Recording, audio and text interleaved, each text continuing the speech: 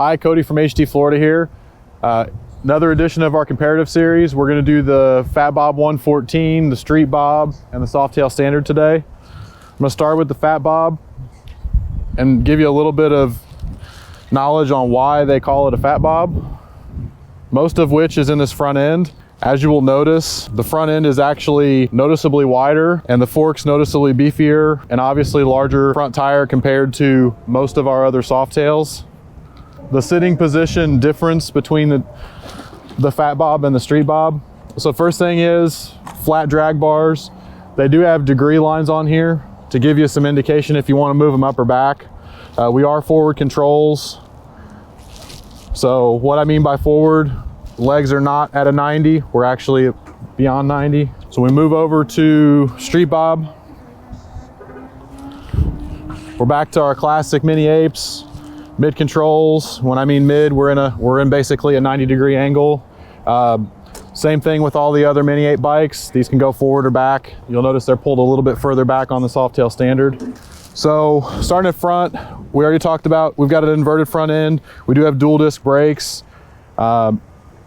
ABS on this one. Moving around the side, if you compare the Fat Bob and the Street Bob, engines are actually, colorings are pretty similar. There's a little bit of mix of chrome, but mainly wrinkle black. Obviously exhaust systems are very different. This is a 2 into 1 into 2 exhaust. And one thing about typically if a bike has the last name Bob, it usually indicates this rear fender's chopped off. They did it a little bit differently on the Street Bob and the Softail Standard, but that's a good reason, that's a good thing to note.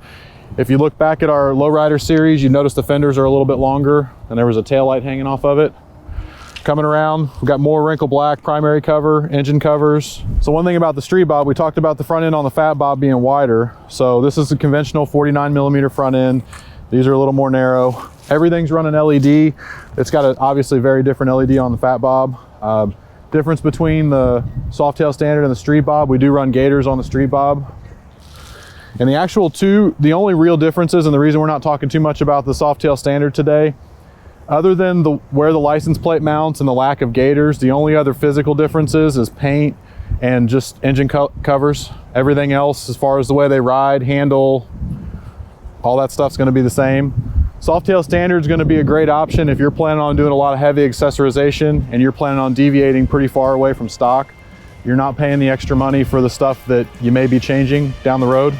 Thanks for joining us. If you have any questions or comments or suggestions, drop them in the comments wherever you're watching, and we'll see you next time.